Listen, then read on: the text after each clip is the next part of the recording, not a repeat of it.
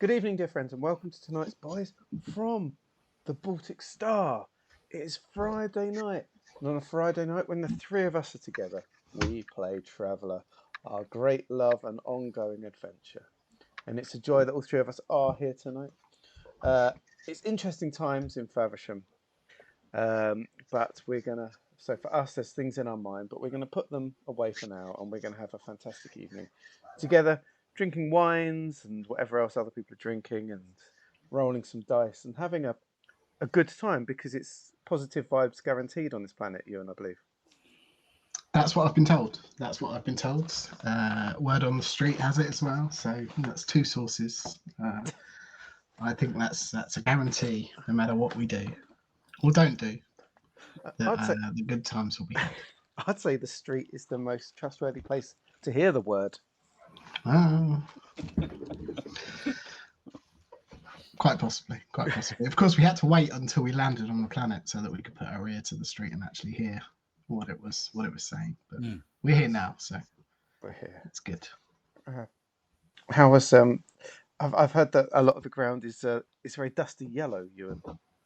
Mm. Dirty yellow rocks everywhere. Everywhere, literally everywhere. Well, maybe not literally, but maybe not metaphorically either.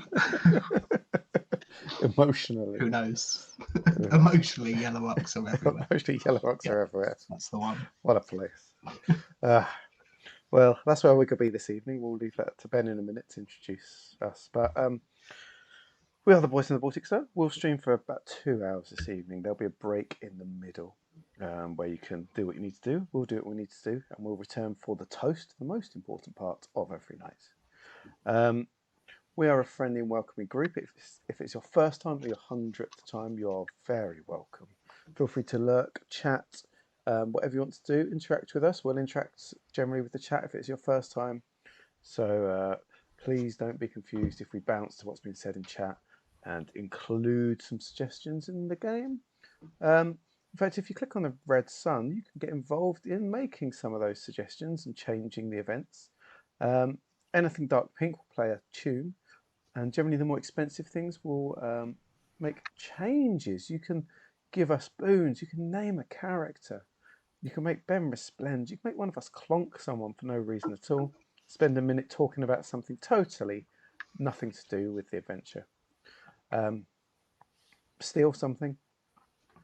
Tell a tale of scouting past. You click and have a little look and find out.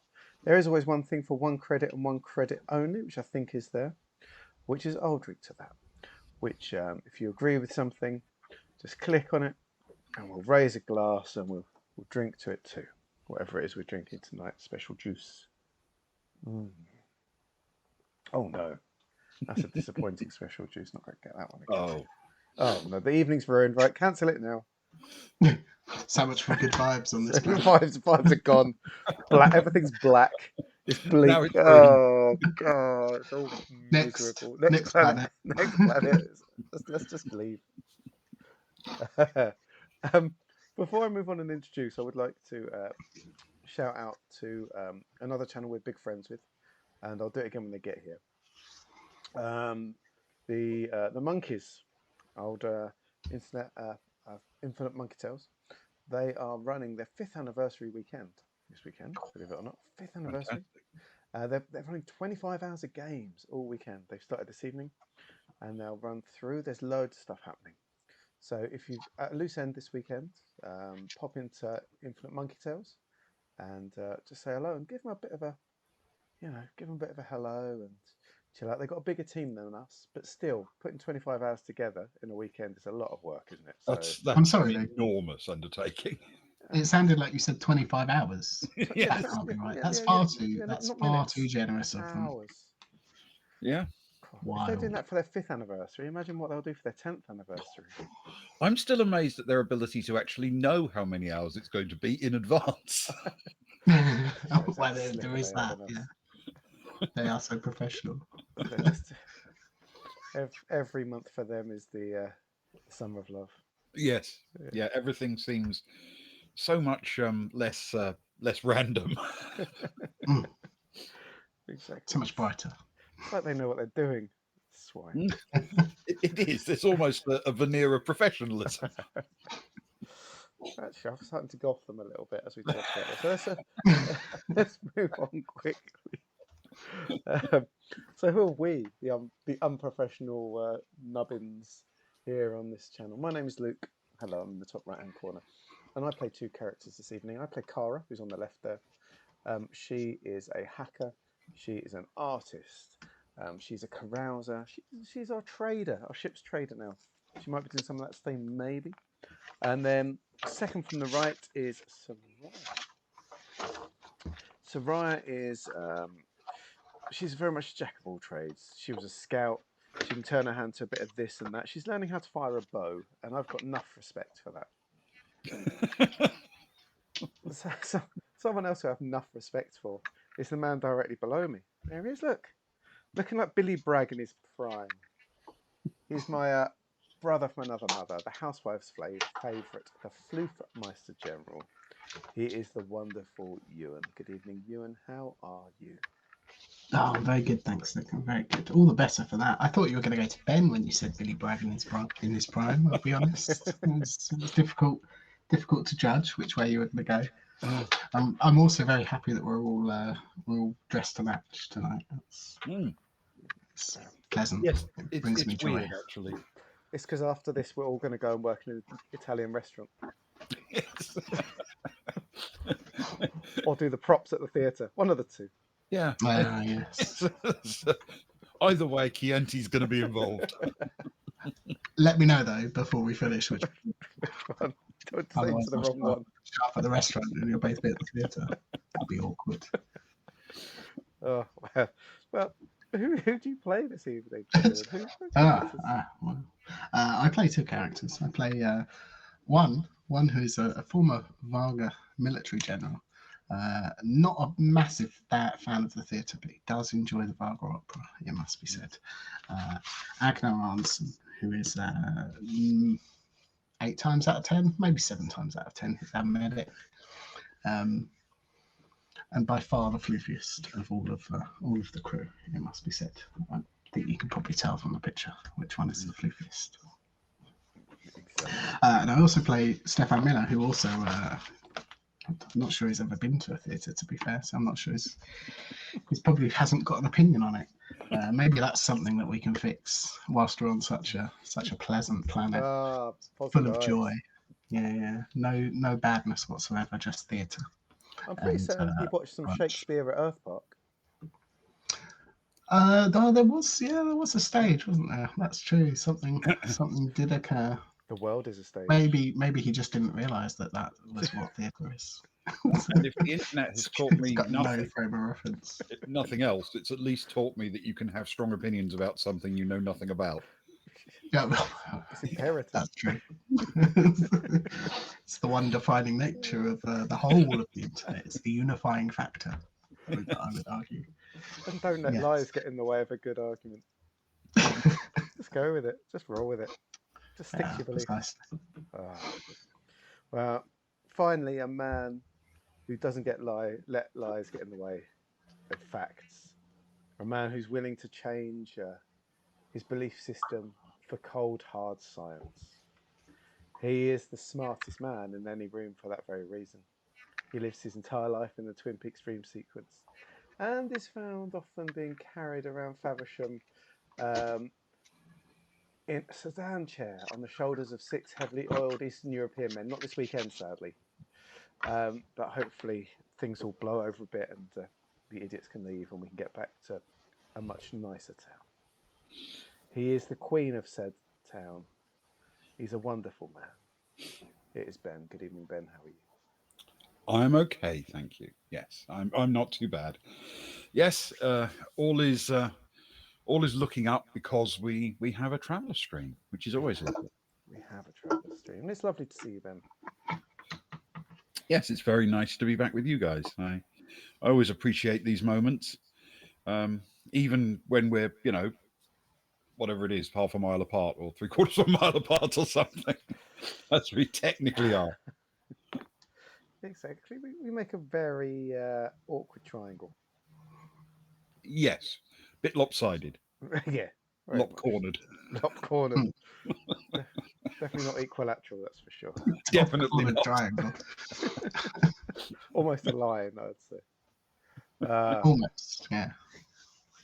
But things are positive, Ben, this evening, as you said, and let's continue this positivity because I'm looking forward to the positive vibes only planet. Okay. I think that feels like a good thing. So yes, positive vibes only. The Baltic Star has arrived on a new planet, Nadi. Aside from the obvious fact that it's the next leg in their journey, it's also a place where they might be able to find the parts and personnel they need to effect repairs after the destructive firefight that happened aboard in orbit around Darkmoon. The ship touched down on the main spaceport of Pericor, an island surrounded by a slightly toxic ocean. Our heroes set off to explore, accompanied by Rose and Rick for company. They were presented with an automated vehicle to drive their crew to the spaceport building, or buildings, as it turns out. There are 3 buttons for the destination, each associated with a large structure on the perimeter of the downport. They selected the button for Morven, and the vehicle carried them to a large building. Over the door was a sign reading, "Welcome to Morven," and letting Rick lead the way through, they strode into a large hall decorated in green and white. And that is where we resume the story as you step into this large open hall.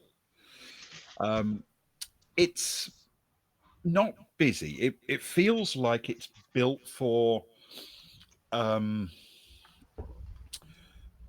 for potentially more people than it's currently serving, like an airport at 2 o'clock in the morning, if you know what I mean. And so there's a lot of space for the activity that's going on, but there is some movement, people wandering about and checking in with things.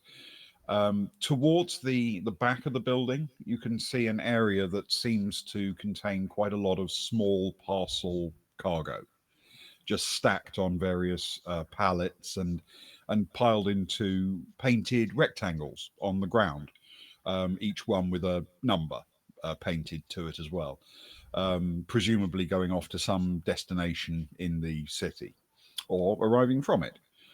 It seems reasonably well run, reasonably well ordered. It's not exactly the height of technology, but it's functional enough. Many of the people walking around are carrying weapons, but nobody seems to be angry or upset or shouting or anything. They're just armed in general. It seems cultural as much as for safety purposes. And right in the middle, there is an enormous circular shaped sort of main reception desk area with some quite clever use of lighting above it to draw the eye and focus it in that direction. In case you're lost or don't know who you're supposed to be seeing or what you're supposed to be doing, your eye would naturally be drawn to this large desk right in the middle of the structure. People's facial expressions vary from cheerful as they chat to each other and wander past to studious and concentrating, but there doesn't seem to be anything particularly worrying, nothing that sets off an alarm bell. And so the reason you sent Rick through the door first seems completely irrelevant. It's just nice to involve him in the excitement. Yeah. As they get through to the other side, Rick would be barged slightly to one side by Soraya, who's dragged Stefan by the shoulder, pointing towards the large central desk. And I'm guessing there's a Tim behind, at least one Tim. There are several Tims. Stefan, Mm, mm. Tims. Come on. It's been a long time since a good Timming. Wait, what? Who? Come on. Wait, come on, come with. No, I'm Come on, joking. wait. It hasn't been that long. Let's go. Hey, Tim. The person behind the desk looks up. Did you want me? We want you, don't we, Stefan? Okay. So, what can I do for you? It is our first time on your beautiful world, Tim. Oh, well, welcome to Morven. Thank you very much.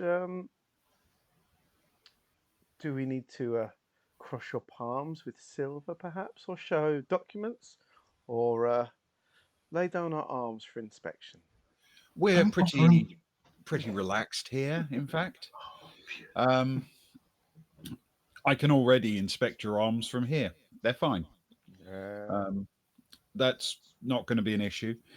As for paperwork, we don't really need much in the way of registration documents. We're not big on legal stuff.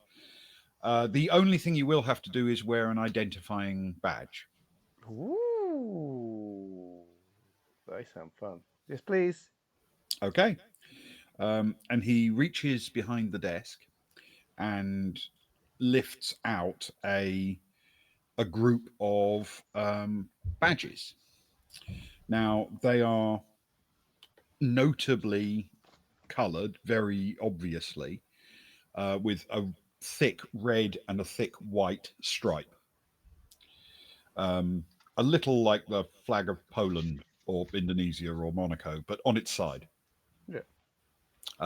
So the stripes run vertically. He and almost everyone you've caught sight of in this space have a green and white badge. Oh, does this mean we have to start paying foreigner prices on things? No, I don't think that will be a thing. It just identifies, which nationality you represent. Mm. Which Yes, nationality does this represent?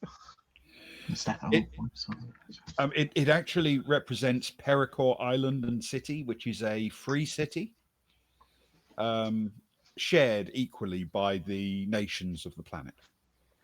oh, sounds wonderful. Red and white really suits us. Actually, it's our ship's colours. It's our colour scheme. Oh well, excellent. I'm pleased you're happy with it. We do occasionally get people who think it's a bit officious that you have to wear your identifying badge everywhere you go, but we find it actually keeps everything moving smoothly. Everyone knows on site whether or not they're dealing with someone from their own nation or someone from outside. Does it do anything else? No, it's just an identifying badge. Oh. Oh, we need 6 of those. Hand them out, Stefan. We need to get them around the crew. Okay. Yep. they get their everyone gets the red and white badge. Wear your badge. Wear your badge. Wear your badge. Wear your badge. Wear your badge. I assume, Tim, that if we wander out into anywhere outside of quarters, we're expected to wear these, and not wearing them comes with some form of punishment. As I say, we're not really big on laws here. The simple fact is, though, if you don't wear them, the first question that anybody's going to ask is why you're not wearing your badge. It's going to get really old really fast.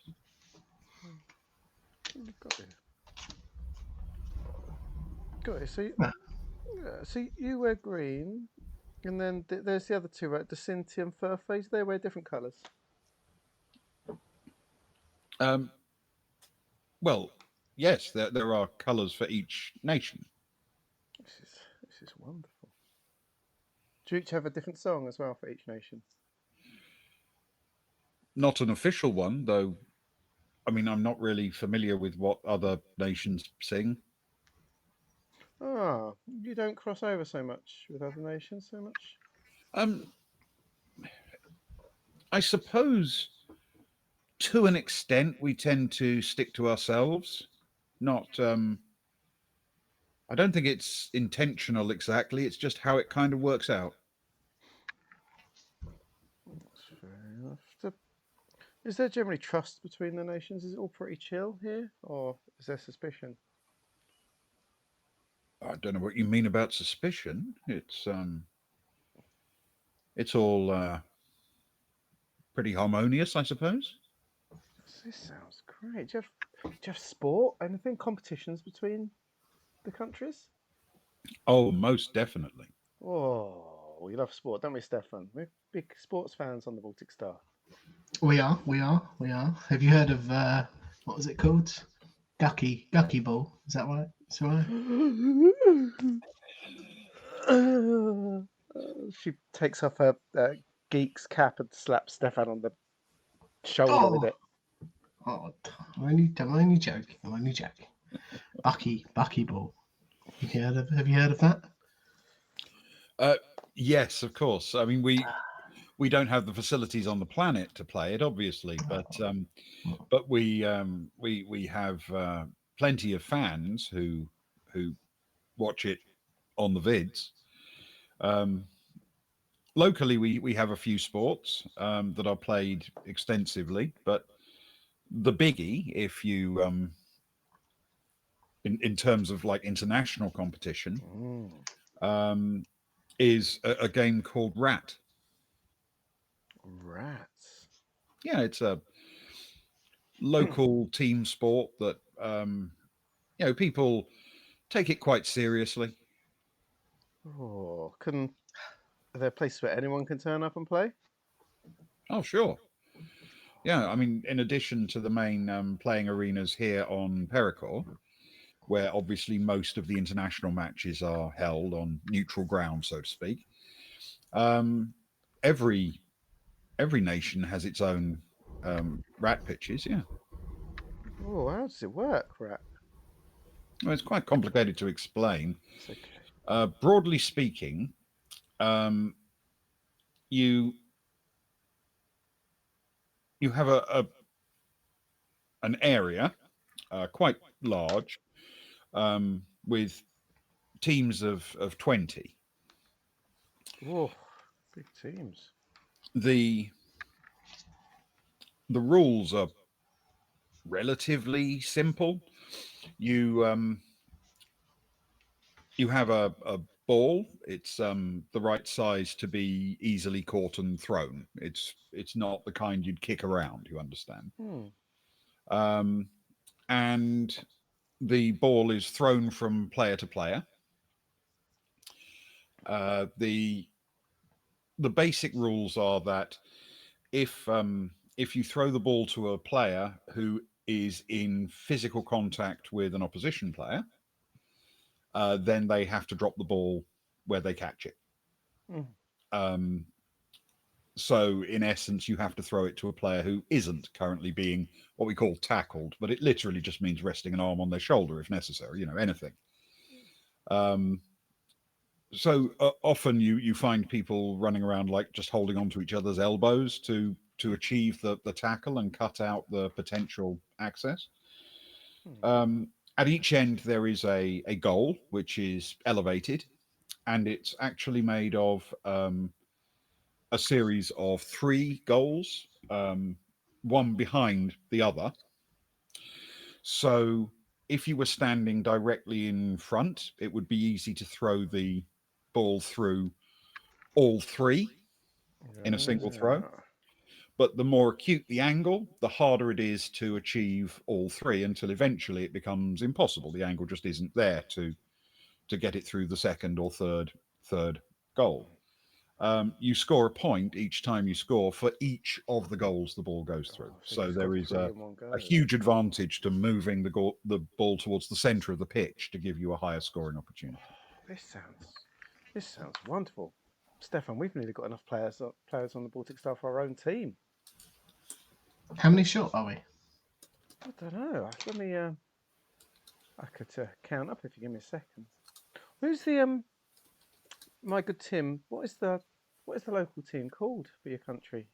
Are you just Morven, or are you like the Morven Misfits? Our local team is just Morven.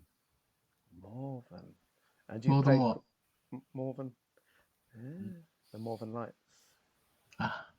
Just yeah, we are just Morven. Do you green? Do you play in green? We play in our colours, yes. Stefan, we've got us 4, of course, the core 4. I like to call us. Don't tell the others that I've been calling us that. You've got Kat, Rachel. That's 6. Freya, I don't know about her. 7. Don't know if she's into it. Kagsy, when he's soberish. 8. Johnny, 9. Sammy, 10. Rose, 11. Kron, 12. Not that he's ever leaving the ship again, I think. Gerg, No. 13. Rick, 14. And we've got Zoe, 15. We've got your bird. Thompson. Oh. Seal. Yes. Hmm?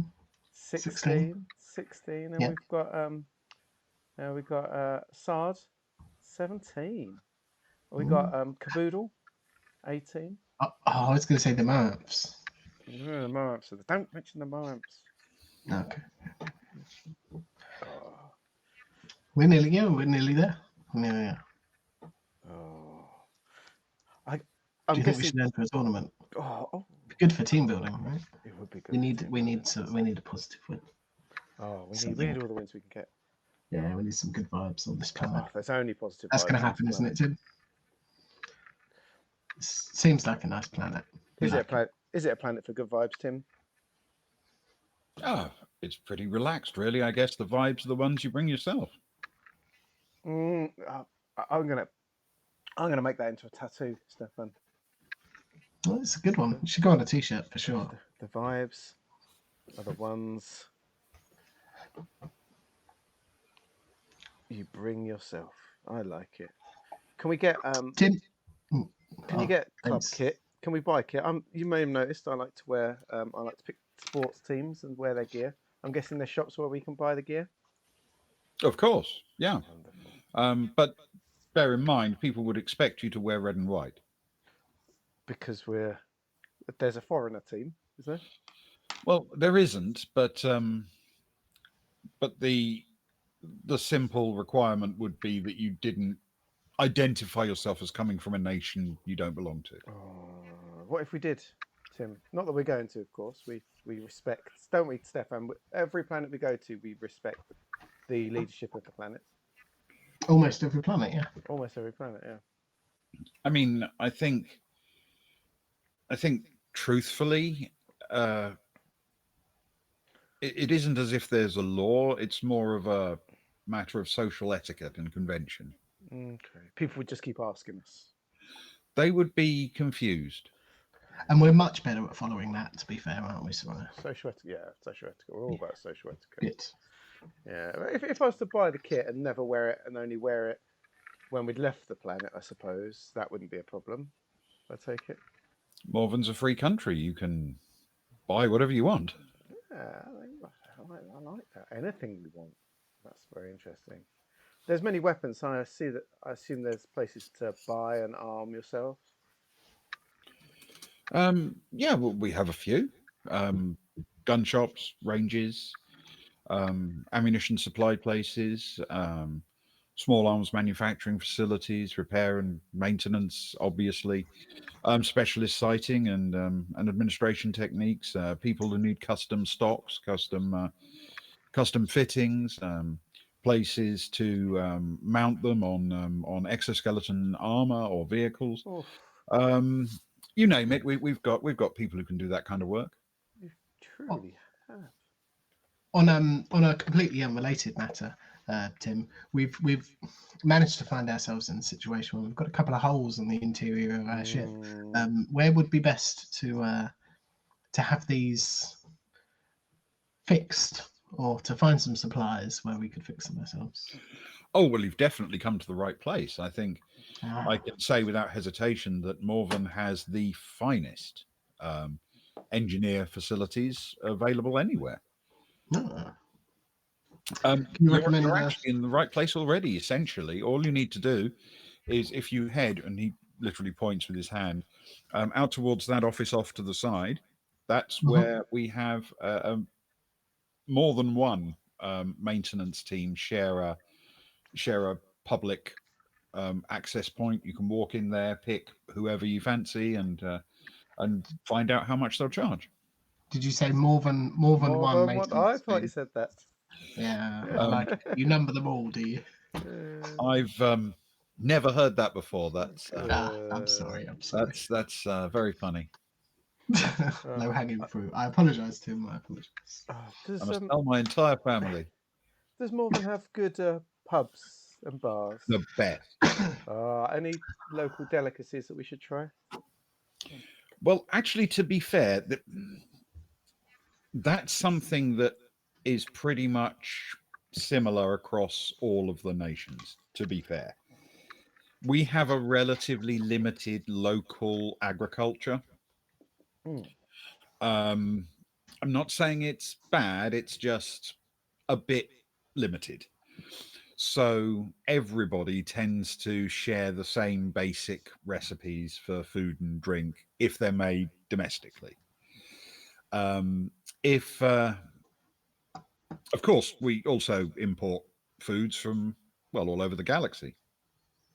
Well, if we've got some supplies, haven't we, Stefan? We've got not food as such, but stuff to help food grow and some things. I think we'll be looking to try and make this provide some things for this planet while we're here. Fertilizer is always welcome. We import that in bulk. A lot of kelp, in fact. Yes. Oh wow, we are familiar. We like to kelp out when we go somewhere, don't we? We're very helpful. Yeah, we are helpful. I say more than helpful sometimes. That must be a new one. It's so bad it must be new. Tim, if my dear friend here wanted to go to, Hello. we've been to some worlds where they have these things like sports bars. You can sit and you can have some drinks and you can watch the sport. If they wanted to catch a buckyball game, I love sports bars. where would be your recommendation for a bar to watch some sports in? Doesn't have to be buckyball. I suppose it could be that. That could be quite entertaining for us. Where would you recommend? Well, it depends. If you want to travel to the islands that make up Morven itself, of course, there'd be a wide variety available. And I don't want to discourage you from doing that, but if you were thinking more along the lines of something you could easily access here on Pericor, then the local Morven establishment is called the Morven Exchange. It's in town. Wonderful, thank you very much. That's very helpful. Which kind of leads me nicely on to the second question that I really wanted to ask. Is it's been a bit of a tough week for us. Not week, 3 weeks ago it's kind of a tough week, and we've been travelling since then. Once we've got our repairs and our business done, if we wanted, we saw lots of islands as we were landing and some nice looking places. If we wanted like a little bit of an island vacation somewhere, quiet, some good seafood, some local alcohol, what would be a nice place to visit? Well, I suppose it depends a little bit on your taste for the local climate and geography. It probably seems weird saying the local climate, given that everybody has to wear a breath mask on this planet, but still, some people prefer a crisp winter's place, and some prefer something warmer and more tropical. I don't recommend swimming in the sea for very long. It's not entirely healthy, but it's nice enough to sit by. So, what kind of thing appeals? So I wasn't expecting this question. What do you think? What do you think would be nice? What to go and look at? Well, just spend an afternoon relaxing, maybe a little bit longer. I tell you what I liked. Do you remember when we hung out with the Pope? Oh dear, yeah. Do you remember on the in the jacuzzis and tomatoes? The old hot spas, maybe waterfalls. Yeah, is there much of that sort of thing? Hot pools, waterfalls, lovely wooded areas. Well, can't think of anything quite like that. We've got some woodland. Lovely. It's more I would say it's more sort of cold forest rather than warm hot springs. Um, got some nice rocky islands with quite dramatic coastlines. Ooh. Can't really think about with waterfalls. Not that spring to mind anyway. What's the where do the locals go to have a Oh, relaxing break? good question. Well, I can't speak for everybody, of course. That would be ridiculous. But I do have a place that I'm quite partial to. Um, I go to well, locally we call it M6, which is technically it's part of an archipelago, um, which is the Morvan archipelago, which gives us our name. Um, it does, I think, have a name named after some ancient explorer, but nobody uses it. We always call it M6. It's a perfectly pleasant, um, mostly snowy sort of environment with Oh, no.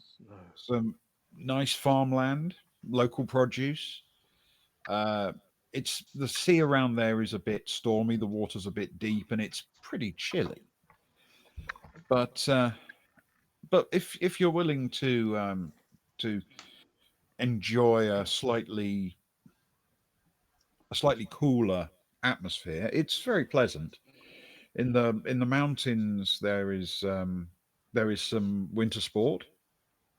We do still have skis, don't we? Got So right? skis. We do. Hmm. I was gonna say everywhere we go creates a cooler environment. Ah, I see. Um, I wasn't aware that Varga ingested carbon dioxide. Ah, don't worry about him. He's That's why we leave him away from everyone. Okay. All right, Agnar, stop living up your part.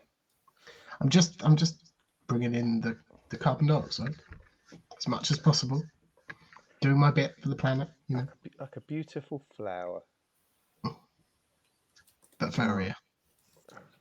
Um, Tim, before we go, you've given us so many wonderful things.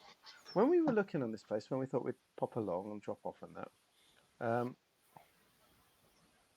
we noticed that the population, when we got closer and actually looked into it, is a lot lower than it used to be.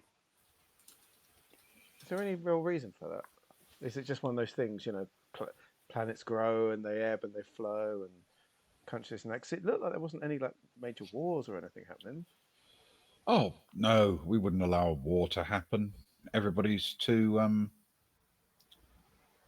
cheerful, I guess. Oh Nobody wow, seems to have that much beef about anything.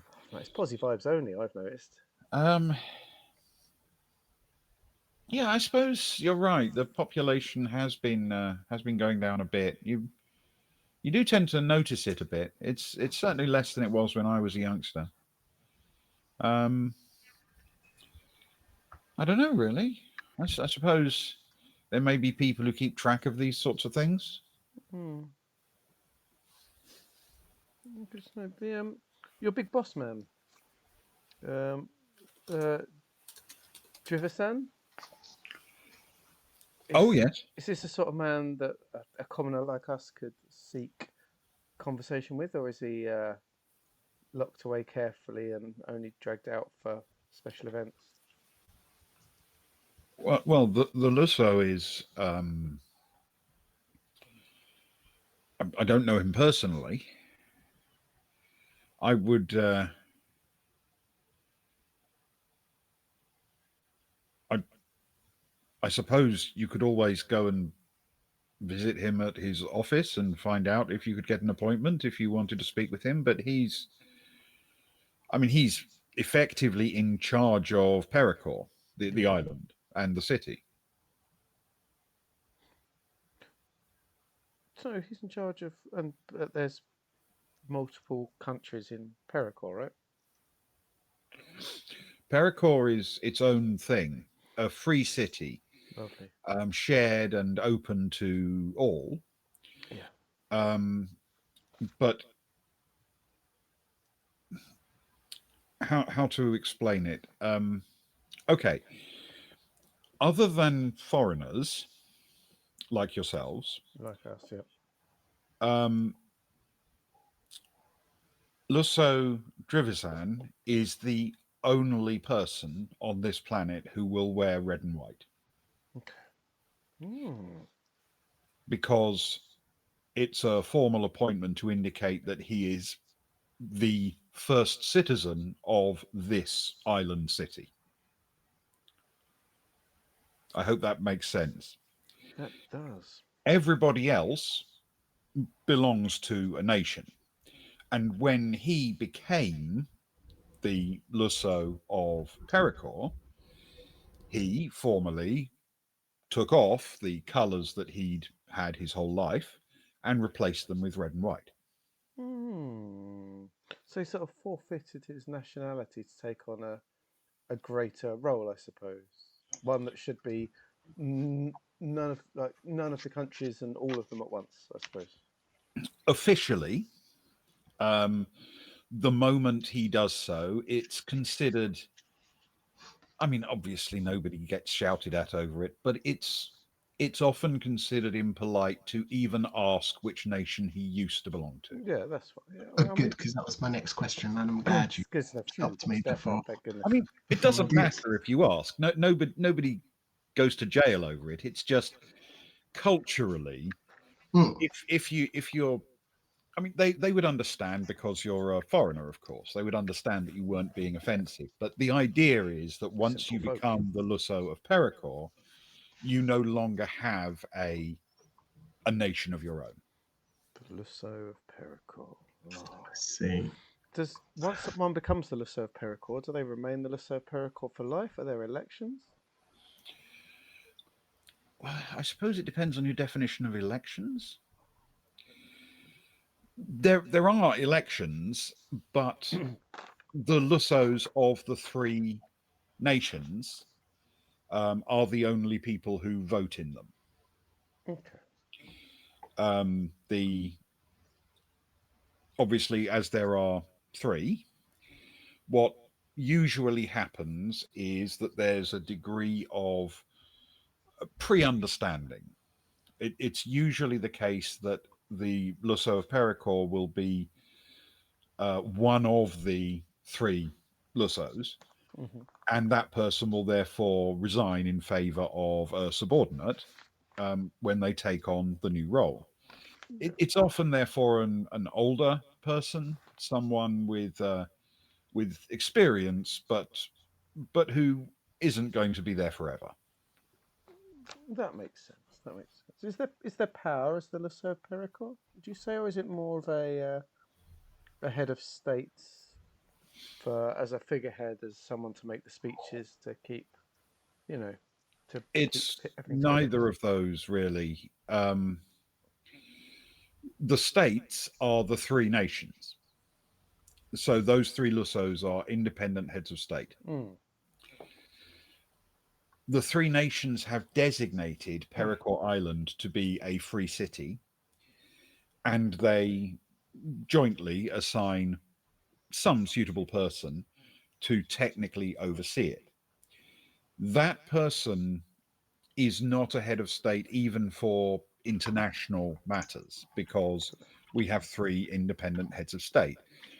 I suppose he's more like an emeritus mayor of Pericor, somebody who has responsibility City alone. um, for the this little piece of the planet, but their staff all would be from one or other of the nations, and in senior responsibility, major departments for public order and taking care of infrastructure and things like that. The department is always headed by three individuals, of course. Hmm. This is Very fascinating. Thank you so much, Tim, for giving us so much information about this city. It sounds like a fascinating place, quite unique in some ways. Well, it seems to work for us. We like the idea of a free city where everyone can come and go without any problems. It means, for example, that here no taxes can be levied, no there's no permission for allowing anybody to interfere with free movement or progress of the society. It's simply not a thing that we would permit. So, speaking of which, somewhat, are you free to move? Could you visit? Can you visit other nations? Can you move to another nation? What happens if you fall in love with someone from another nation and you want to get married? Well, it does happen, of course. Hmm. Though you generally tend to hang out with your fellow citizens, um, it would be ridiculous to suggest that there's never a reason to blur the boundaries a little bit. Um, as a general rule, if you want to visit, you are usually welcome. Don't get me wrong, every nation has its places where the military trains or things like that, which you wouldn't be allowed to. But as a general rule, if you just wanted to go on holiday, then you could go wherever you wanted. That's good. Um, as you know, in practice, though, once you decided to live somewhere, you would be expected to take on the nationality of the place you lived. Mm-hmm. Um, and even that causes occasional quirks. There are people, for example, on Pericor who have come to live on Pericor, and they form relationships where the couple retain their original nationality because they Mm. have chosen to live off Pericor. And what of their But children?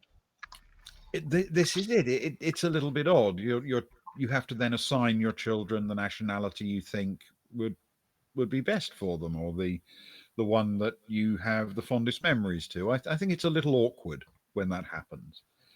Not impossible, just odd. Hmm. If we were to, is there like, not saying we would. Please don't be afraid that we will. But can foreigners come in and stay and take on a nationality, or do they remain foreigner if they weren't born on the planet? You mean actual immigration? Yeah. Well, if you came here um, as a red, then obviously you would have to pick a nationality. You couldn't remain a red. Mm, There is only one permanent person of who course. wears the red and white. So you would ultimately have to pick a nationality. Exactly at what point you'd have to choose, I don't know. But my guess is you would formally apply. We certainly have seen it happen here, but I'm not entirely clear whether there's a difference between somebody applying to become Morven if they started out as a foreigner or if they started out as Dacinti, say. Hmm. It may be the same process. So much interesting information. It's good to know that freedom's allowed there. I'm glad. Yes, It sounds much already very sounds better than the last planet, eh, Stefan? indeed.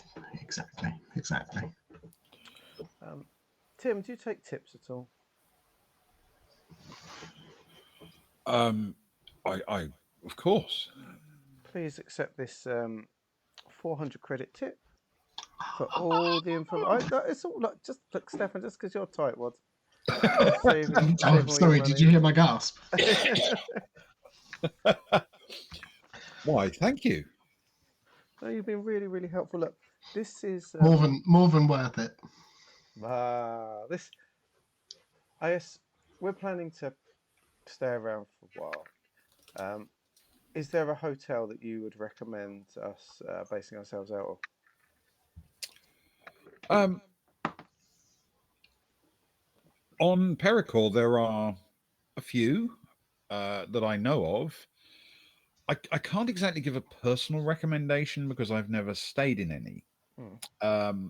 So let me tell you what I know. Please do. Um, we don't have in the city what you would call like a Morven sector or a Docinti sector or anything. The properties tend to be a bit mingled together. However, the one over to the eastern edge of the Morven sector, which is unsurprisingly perhaps called the Sunrise Hotel, Mm. and the Sunrise is, I think, reasonably comfortable and reasonably appropriate for business travelers and the like. And we have codes of ethics in Morven. So I must also tell you that if that sounds good to you, the Sunshine Hotel pays me for every recommendation that I send their way. Mm-hmm. 2 credits for each person who comes to stay. So bear that in mind when I give my recommendation that I think it's an acceptable business travelers hotel. If if we were to give you 4 credits per person, would you be able to tell us your opinions of the other 2? I'm happy to give you what I know about the others. You don't need to give me any more money. Oh, that's really kind. I'll Thank just you. disclose to you whether or not I have a financial interest in it. Does that make sense? Does make sense. Okay. The down towards the southern edge of the city, so closer towards where we are now, Yeah. is a smaller guest house. They do not pay me for recommendations, and I think, from what I know of it, that the great benefit it has is simply how close it is to the spaceport, Okay. which may also be a disadvantage if you're not excited and thrilled by the sounds of rockets coming and going every hour of the day and night. Yes. So that is, I suspect, significantly less expensive, but it is something that you could perhaps consider. Mm-hmm.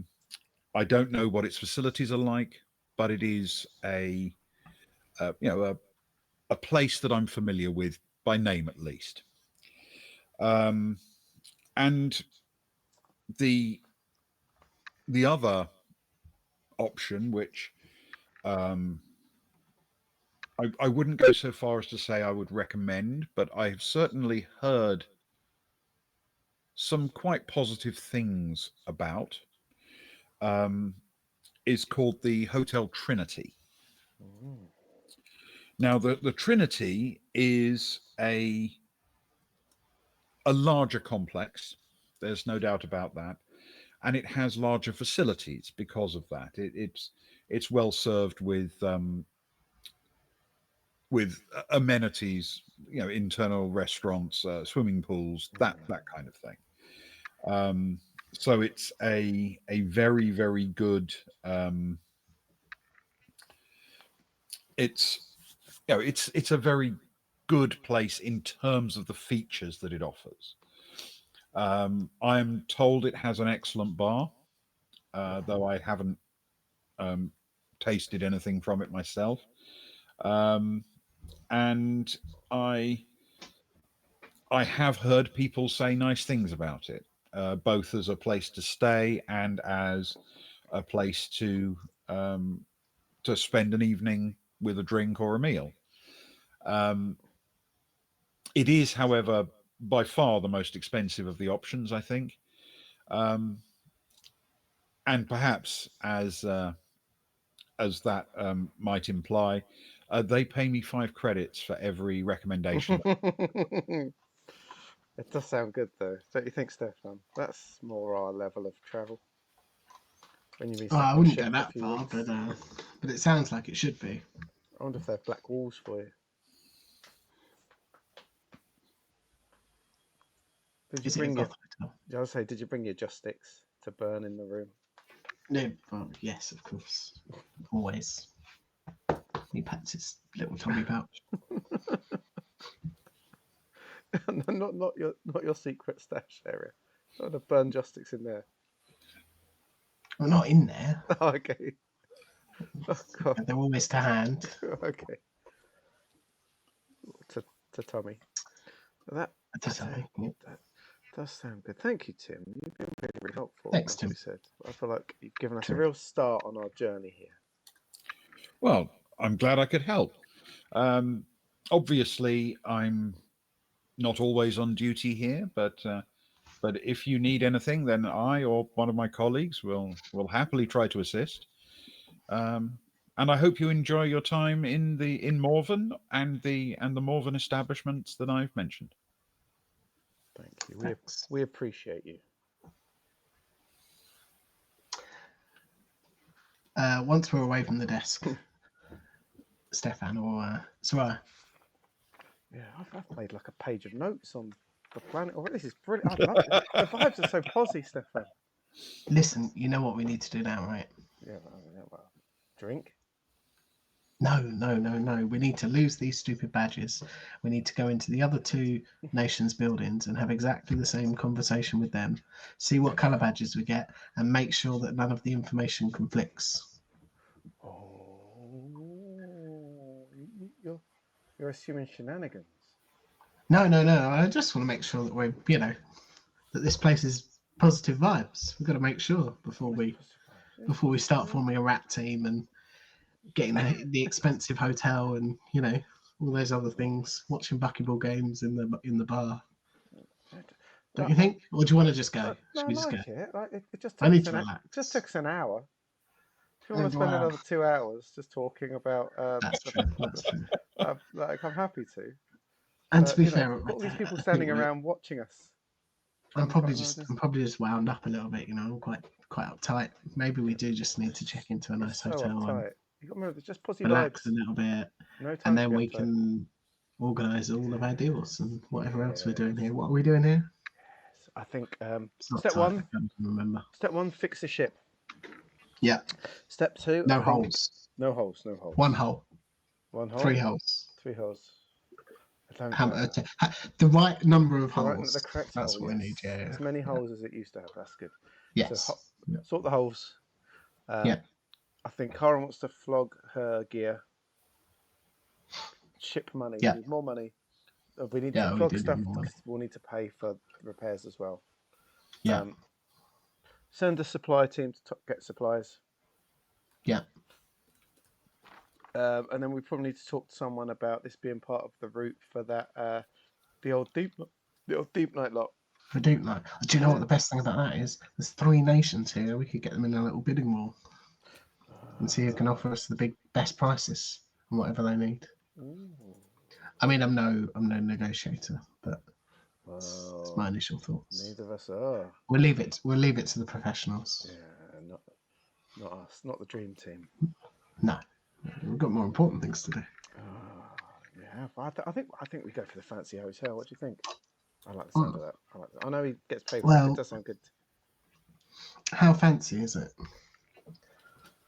What are we talking? Because we need money. Yeah, but you need money. You can't take it with you, Stefan. I keep telling you that. I'm not planning to take it with me. I've got big plans for this. Big plans. My meager life savings. Big plans for pocket nukes. So fix the hole, sell the gear. Deep night. Just have a mooch. Catch a rat game. Yeah, I like the sound of that. Go to the bar, play some bar. Do you want to play? Do you want to play some that? Bar You want to bets. play some that? We might need to watch it first. Let's find a bar with it on. Let's have a watch. Okay. Yeah, bar bet. Flog some, buy some stuff. Just have a nice chill old time. Aussie vibes only on this planet, right? Yeah. That's the one. Okay, let's do it. The question: do we need to? We probably need to drop in on the fixing crew, though, don't we? Get them started on the ship. Get them started first in case we need to make a quick exit. Oh, you're so suspicious. Why would we need to make a quick exit? I'm sorry. No, I didn't mean that. I take it back. Let's go see them first, and then we'll see to everything else. That's it. I would. Yeah. Let's do that. We don't need to send our posse off to. We'll wait till we're in town before we send anyone off to get supplies if we need it. We could send them off to check in for us, and we could deal with the thing, and then we could arrive at our hotel pre-checked in and ready to relax and good to go. Do you think they'd be up for that? We don't have to. Do you trust them to? That's a good point. To get a good price. It's more the getting the good runs. It's Rose and Rick. Like Rose is good at getting money deal, but Rick, I think Rick would just get confused. He hasn't got that cutthroat attitude. He's not very Nah. Look at him. He's just quite naive. He's just put. He's playing that cup. Look, he's playing cups and balls with that random bloke on the side. Get him away from him. He's just going to lose all our money. Rick, come on. Every time we land on a planet, you fall for that. He hides the ball in his hand, Rick. Come on. Grief. Oh, go on. We're going to go and sort out a fixed team first, and then we're going to go. You'll be glad to hear, everyone. We found a nice hotel, Rose. We found a really lovely hotel. I think you'll enjoy it. You can have the next couple of days off making sandwiches. We're going to have the sandwiches made for us. Oh, fantastic. Okay. So, what's the first stop? We've been told that through that door in that office there will be some teams that we can talk to about fixing the ship. Make sure. Okay. What'd you say, Stefan? The right number of holes. Yeah. As many as we had before we went to the last planet. Exactly.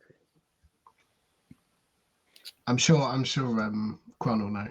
Kron will know exactly how many. Yeah. Man knows. Yep.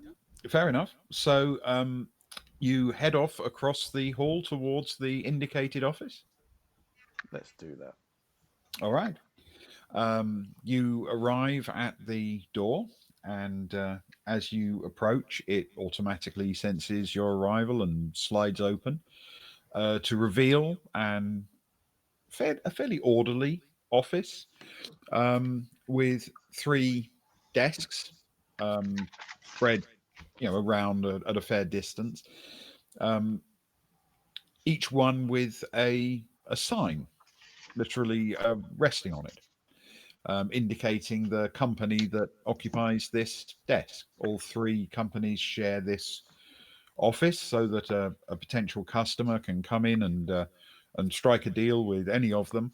And there's no shenanigans. There's no secrecy. Everybody knows exactly what each other were quoting, which customers they have, and everything else. It's all incredibly above board. Of course, there's no shenanigans. And this is a very nice planet. It's a very nice planet. And that's where we'll take our break. What a nice spot to take a break on as well. Positive. Very pleasant. Very pleasant. Yeah, completely lacking in any form of cliffhanger. This is very rare. I'm a big fan of it. Right, the big cliffhanger now is me trying to sort out the commercial break. I like it. There's a picture. There's some music, I think. Back in 5 minutes. Play the glasses. Have a wonderful day.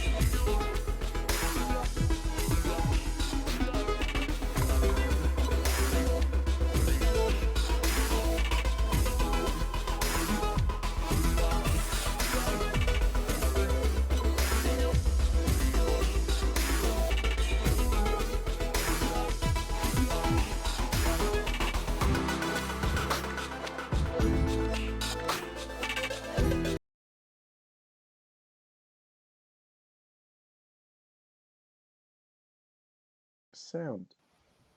Bear. It's time to recount another of the stories I was once told by our former ship's steward. I can't verify the accuracy of these stories. After all, he once told me he invented the diode, though he called it the Grehill Gate. Once, he told me, he was working a bar on a lovely beach, serving cocktails to the tourists and enjoying the warm weather.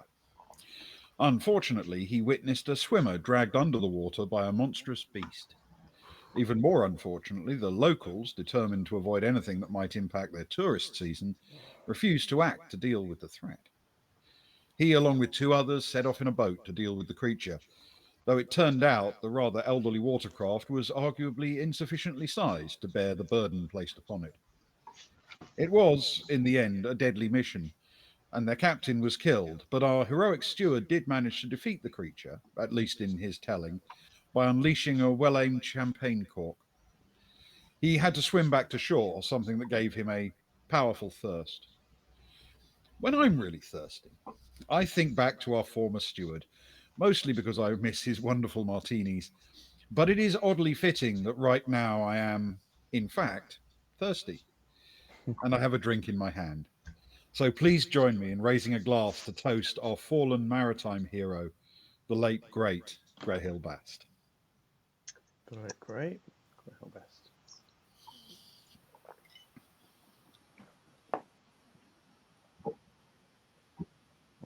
To Greyhill. May his memory live on.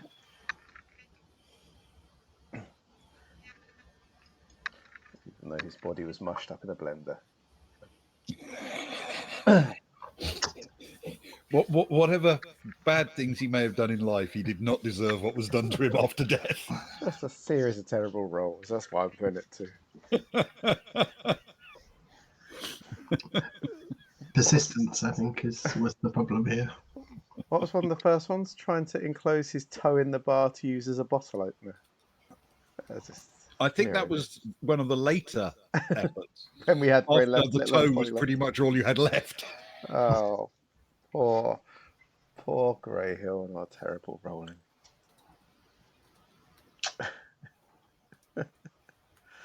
Oh, okay. Where are we at, Ben? Where are we at? Okay. Well, you've just set foot into the office and you are confronted with these three desks. Behind each one sits a person. They are, I suppose it's fair to say they are working in the sense that they have a computer up and they are doing whatever they're doing on the computer, but it isn't obvious to you whether they're playing Tetris or actually doing real work. The three, the one on the left indicates it is the Down sisters. The middle one calls itself Lighthouse Independent, and the one on the right calls itself Original Lighthouse. Oh. Sounds like they had a bit of a breakup.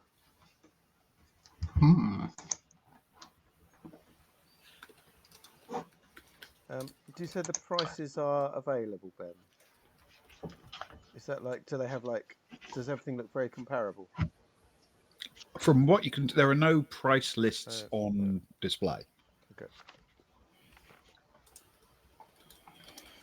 Oh, Stefan, what one? You're a man of vibes.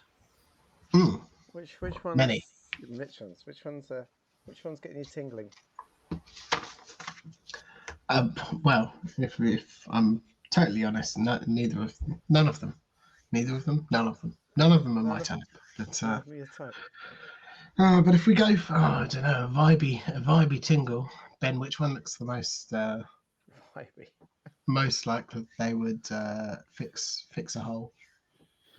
Well, it's hard to tell from a receptionist sitting behind a desk. Not for Stefan. The one behind the Down sisters' desk is a woman, a youngish woman. The other two have men behind, but they're all dressed in casual clothing. Nothing particularly screams greasy mechanic, or for that matter, overly dressed sharp suit. So it's hard to really identify, Soraya, it's. I thought I could identify, but it's kind of hard to do so. Listen, I've got an idea. Why don't we just proclaim to the room what we need doing? Wait for them to come back with their offers. Highlight our key points, and go through things, and we'll get three quotes, and we'll choose from which we think will be the best. We can introduce like a new policy for the Baltic Star, some kind of tendering process for our acquisition of goods. Oh, tender. Ladies and gentlemen, we are foreigners. Awkwardly flashes her red and white badge. Upon your fine lands, our ship, the Baltic Star, is an interesting ship, and we need it fixed. Sadly, we ran into some trouble. We had an intruder that blew a chunk out of a wall. Another chunk got blown out by us trying to get to said intruder. And even more so, kind of got ripped up a bit when we were trying to flee the place. We're looking for a team that can fix it for a reasonable fee. I believe my colleague Cara has photographs, which she shall now bring on her phone and show to you the exact extent of the damage. I know it's hard to declare exactly how much it will cost, and things always change, but if you could each look and give us an idea of how much it may cost, that would be wonderful. Please, Cara, just pass it around. And Stefan, do that little dance that you showed me last week while she does The so. passing around dance. Yeah, the passing around dance. Oh, okay, yeah, sure. All right. So you notice that the three people behind the desk sort of glance briefly at each other, and then the one in the middle from behind the Lighthouse Independent desk stands up and walks around and comes to see you. Because there's a group of six, there's no convenient place for you all to sit around a desk, you understand. Yeah. But he says, he takes a look at the pictures, and then he says, well, it's hard to offer an estimate without seeing the actual ship itself, of course. But I know that we can take care of your needs. I'll get one of our engineers to visit your ship today. That is wonderful. Do you need someone to take you, or if we radio through, are you happy for the rep to make their way there and be welcomed on board? Oh, we have our own transport and everything. Wonderful. We'll let them know you're coming. Brilliant. Okay. And the other two nod and smile and look quite satisfied as well. Okay. That's the job done. Wonderful. Right. Hotel. Wait, Stefan says, halfway through his hula dance. How much is it going to cost us? Did you say? Can't make an estimate until I've seen the ship, I'm afraid. Okay. But you'll get it. We'll get an estimate before you start the work. I see. Of course. Yeah, good. I'm just They're very honest, Stefan. I know we've been on many planets where things have been bad, but there's a real positive vibe on this planet. There is, which is why I did the why I did the passing around dance. I wouldn't have done it otherwise. You know the traditions that are involved, but it has, and he'll address the rest of them. It has been a long road to get here, a long and painful road, I would say. But I'm very glad we are here. Thanks. One day you'll trust them enough to do the dance naked. Only on the Baltic Star.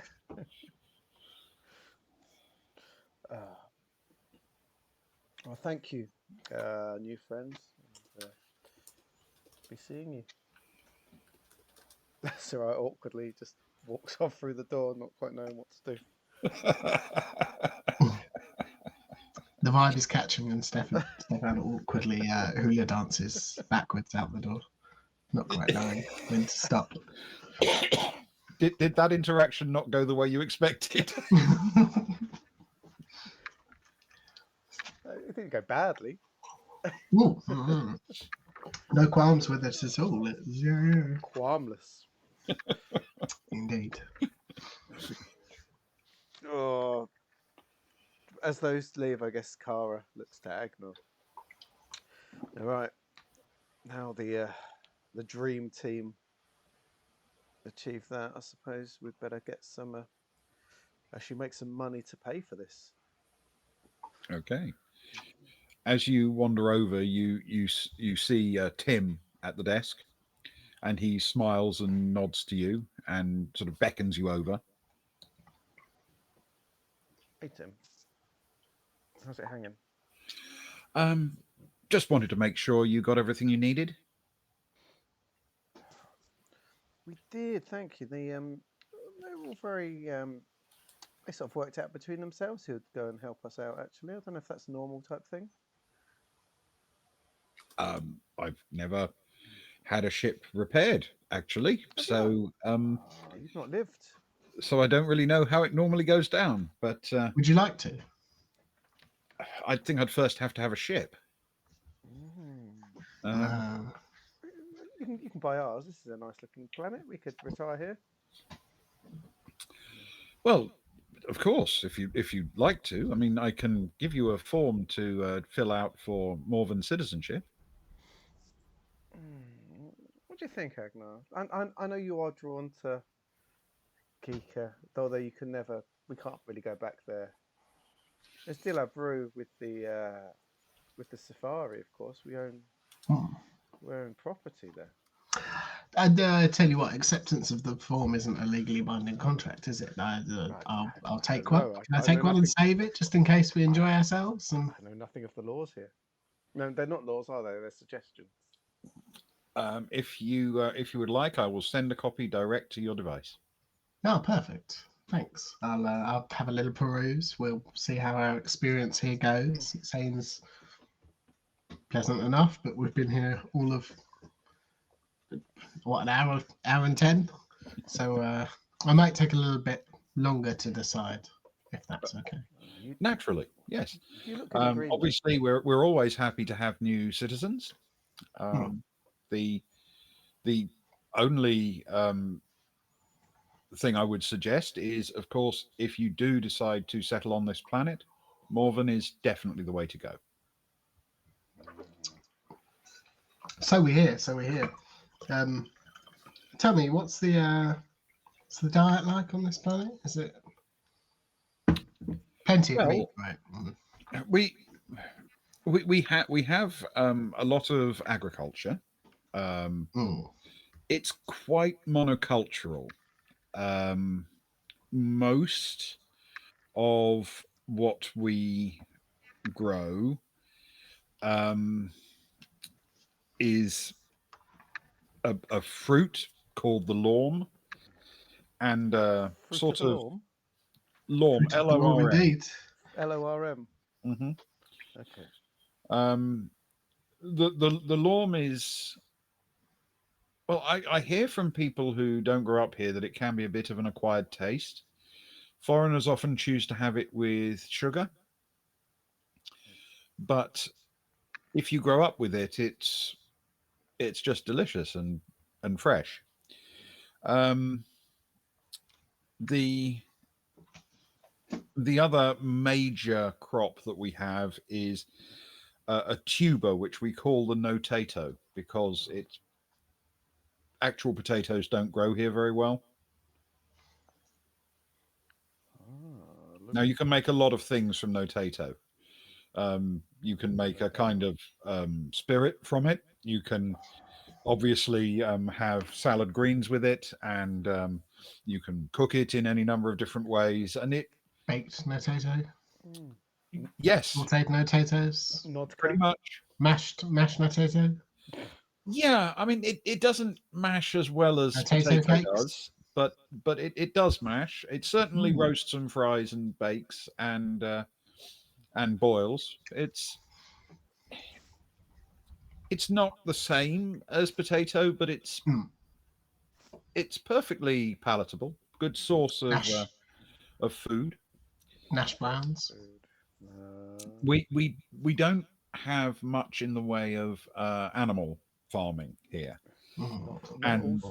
and sadly the oceans do not support fish of any kind. So meat proteins tend to be grown in vats, or for those with the wealth, of course, they can be imported from off-world. If only we saved our fish to bring over, but I've sold them all to Austin. Well, to be fair, Austin probably needs fish as well.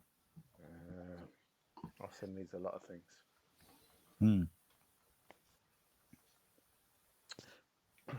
You said before I landed that I was told that if we wish to trade and sell our things, that the Morven Exchange would be a good place to go. Would you agree with that?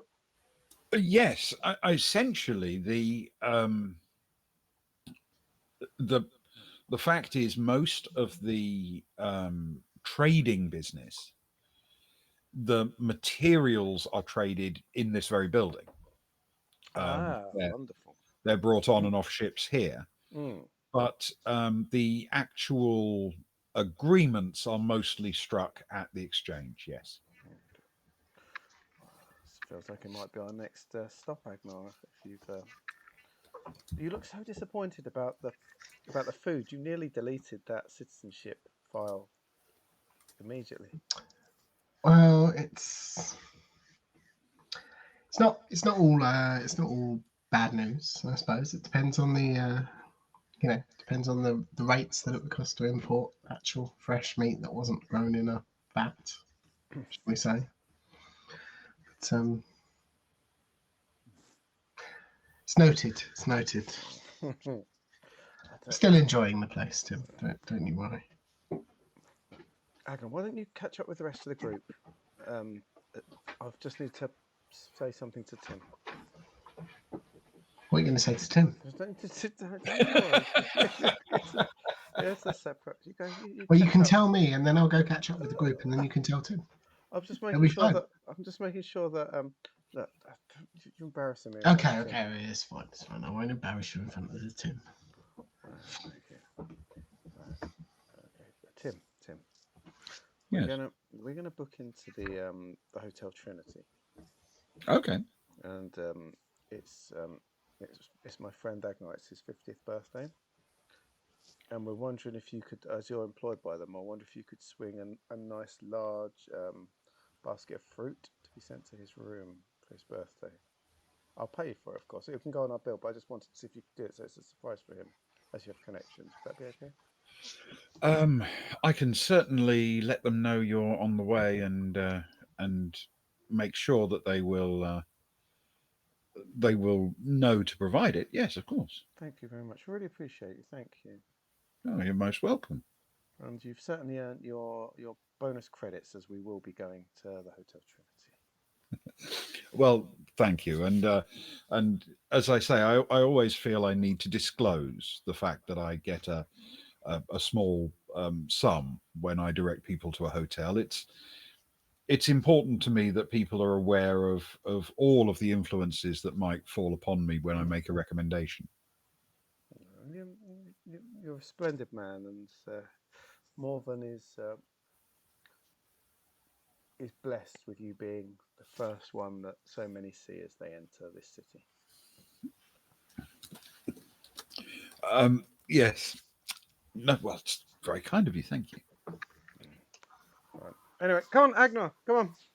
Let's go and let's head to the exchange. Let's flog some stuff, and then what do we want to do? Hotel first, or should we flog first? Hotel first? Should we everyone can just settle in a bit, and we can split as needed?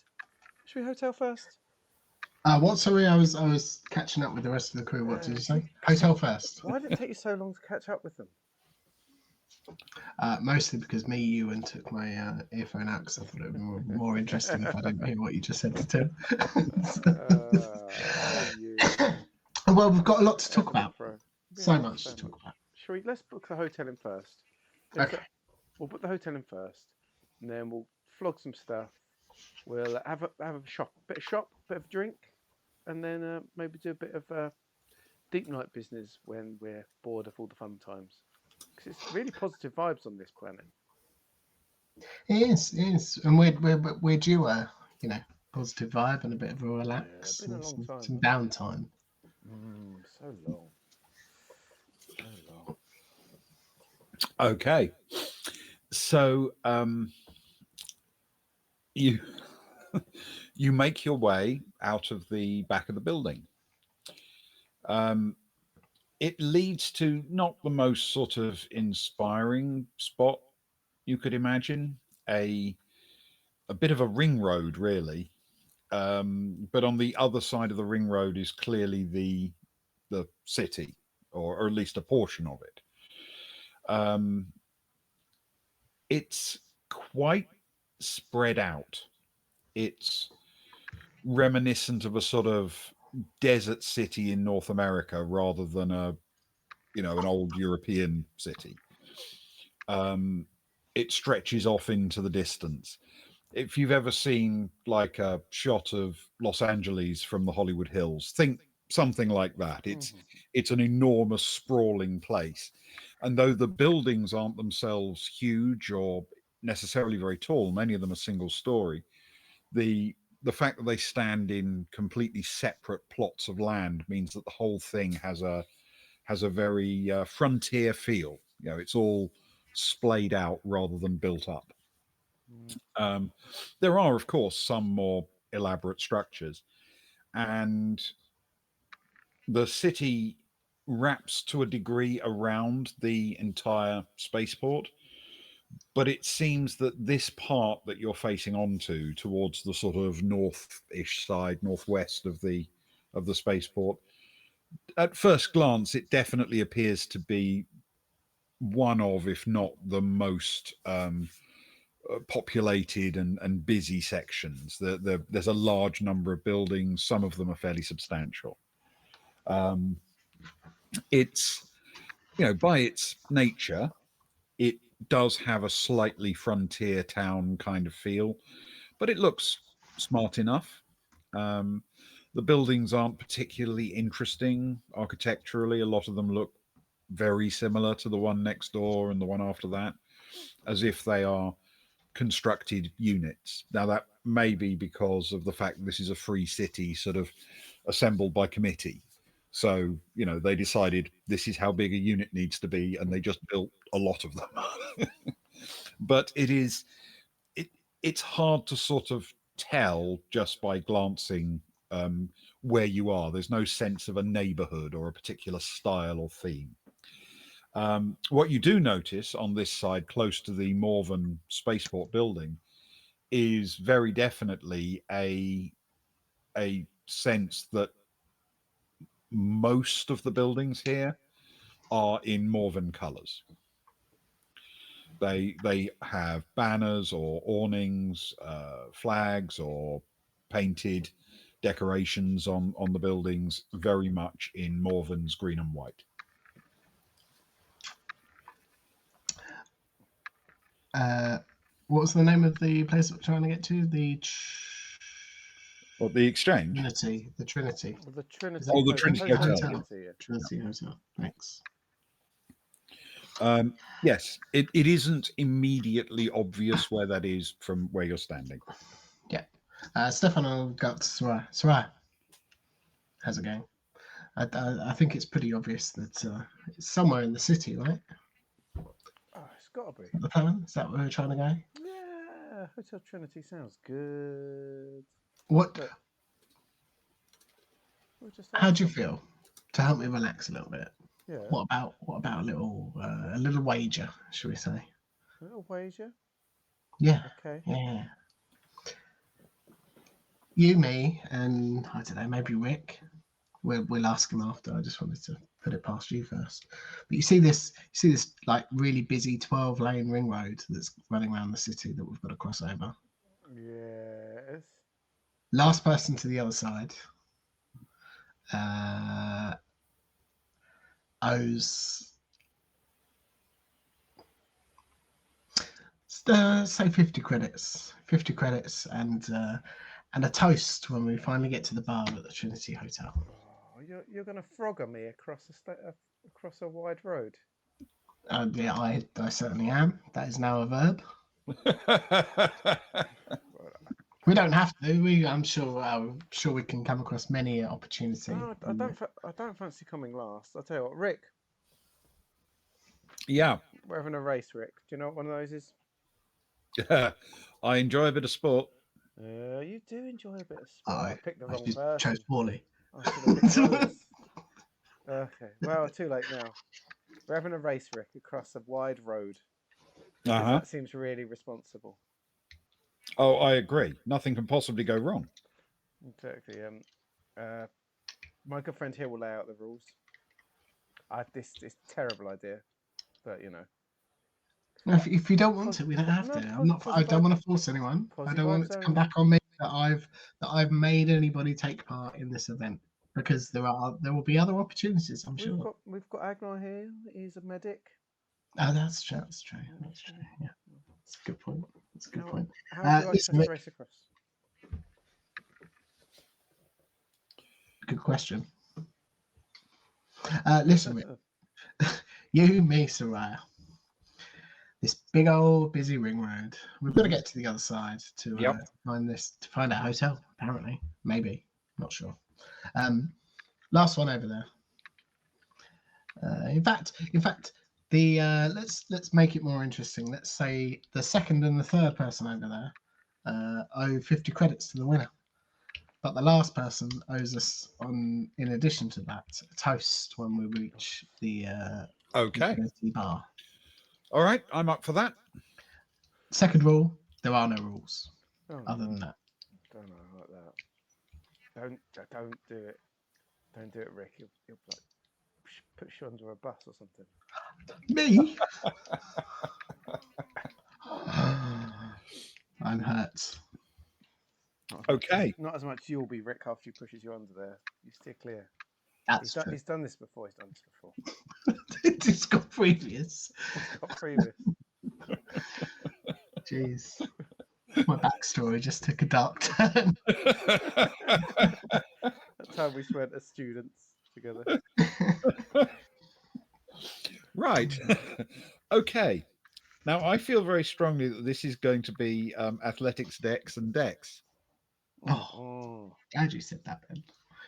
That's why you chose this rather than something brainy. Okay. Well, then I'd have no chance. I'm on the big zeros.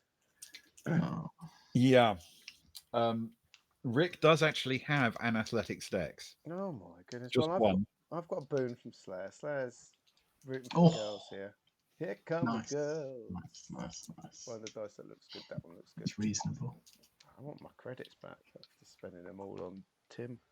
I'm not for 100 credits here. Okay. So slowest has to pay 50 and toast when we finally get to a bar.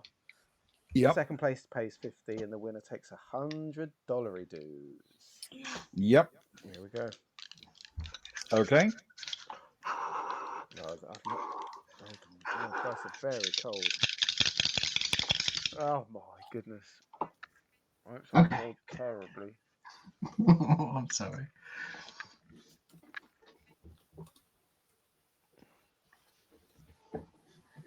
That is a 5 from me with no additionals, and that's even with a boon. Wow.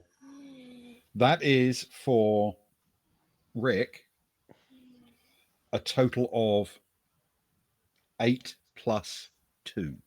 I am being beaten by Rick. Rolled an 8. God. But he gets +1 for athletics dex, and he has a +1 for his dex. Oh, I am being by Rick. Stefan rolled a decidedly average 7. I'd like it to be known that I didn't choose which skill was being used for this, but that's a total of 11. Oh, well done. Oh my goodness. I apologise. Okay. Then, in that case, it is indeed Stefan who makes it to the other side quickest, closely followed by Rick, and a little bit further back, I'm afraid. That's very kind. A little bit further. Just a little bit further back. 50, Bringing up the rear. Oh man. It's all right. And I've got to change up 1,000 credits. I'd turn myself to zeros with the Tim, and now you've made me rub loads out as well. You absolute scumbag. That's the best bit. If I'm honest. I had to rub out like 5 digits there. Oh. Okay. Sarah stumbles across holding her side. Got a stitch. Oh, it happens to the best of us. It's the air. It's tainted. Slightly toxic. I just can't get it in my lungs. That was close. It was close. No, it wasn't. That's close. Don't humour me. Don't you dare. First round's on me. How about that? I hope the bar's expensive. No, I hadn't thought about that. Mimosas for all. Oh, let's find this Hotel Trinity and book in. My mood has. I'm trying to keep my posy vibes, and they're dropping by the minute. Oh, the good news is that we're all still walking. True. Okay. The rest join you a little more cautiously, and you wander down into the centre of town. As I say, it's not easy to identify which way to turn because the buildings seem to look fairly similar. Oh, we didn't ask where it was, did we? Out of all the hotels, Stefan, we're going to have to find a local. Find a greenie. Yeah, find a greenie or a ready, I suppose. Although they're not going to know anything, are they? But I ain't gonna know nothing. we've got that personal. We share a badge. We're relatable to them. Is that what it is? Okay, let's find a greenie. Find a greenie. Okay, you walk around. In this part of the city, there are perhaps more green and white than the other two color schemes on people's badges. There certainly seems to be more green and white on the buildings, but there's also more on the people. Probably 90% of the people you see have the green and white badge. Oh, good chances. Let's all split. Let's all split and ask someone different. That'd be exciting. Pick a different greenie. Okay. Yeah. Let's go. Go. All right. Immediately go up and ask where the Hotel Trinity is. Okay. You each wander off and find a person. The Hotel Trinity, it turns out, is quite well known. Oh, that's good. Everybody can give you pretty good directions. The Trinity is actually on one of the roads that you're sort of walking up to and about to cross, and it's just off to the left. So if you go down just a couple of streets to what they call Valley Road and turn left, they say the Trinity is just up there on the left. Left up Valley Road. Sounds nice. Valley Road's a very positive name, Stefan. It is, and I'm glad we all got the same information. I'm a little bit worried about what I saw that person doing with that watermelon. It was very strange. The most unusual thing I've ever seen done, I think, on a planet. But anyway, let's shall we? Shall we? Let's go. Yes. Let's get booked in. I'm excited. Okay. All right. You head down to Valley Road and take a left, presumably. Yes, please. It really isn't that hard to spot the Trinity. Once you start heading down the road, you realize quickly that you're kind of already entering its compound. It is assembled of a number of smaller buildings. It may have expanded over time. The buildings themselves aren't particularly interesting. They seem very similar to the ones around it. But the hotel has added additional sections to connect them, essentially. And the buildings have the glint of double glazing in their windows, implying that they probably filter and purify the air inside, so you'll be able to take your breath masks off once you're through. The place looks really quite well cared for, even if not impressive in terms of its overall design outside. And as you make your way down the side of the building, you've already passed a couple of its modules connected together, and they are named, Hotel Trinity, and they have green and white awnings out front to shade the windows. And it isn't long before you come to a building much the same as the others, but this one is clearly a front door. It has a fairly sophisticated looking pressurized airlock system to allow you to walk into fresh air.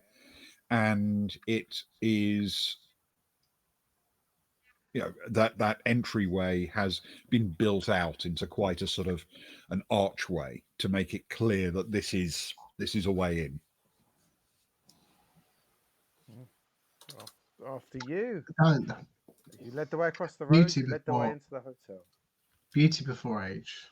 Well, Yes. in that case, Cara, Rose, Agner, Wait. Rick, come on, What? we're going in. No. Oh, Thanks for holding the door, Stefan. that, This old lady, you can come in as well. Come.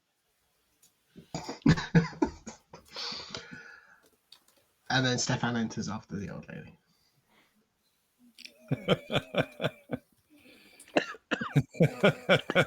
In fact, two old ladies.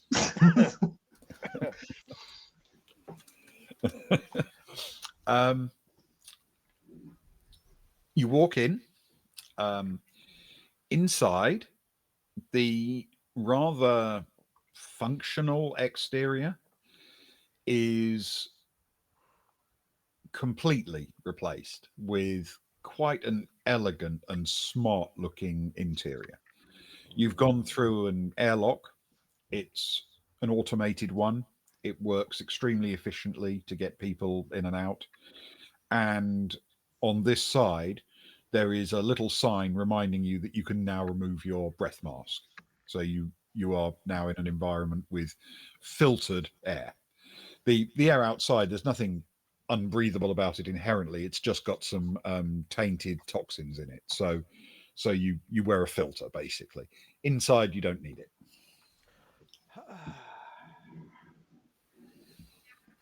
Cara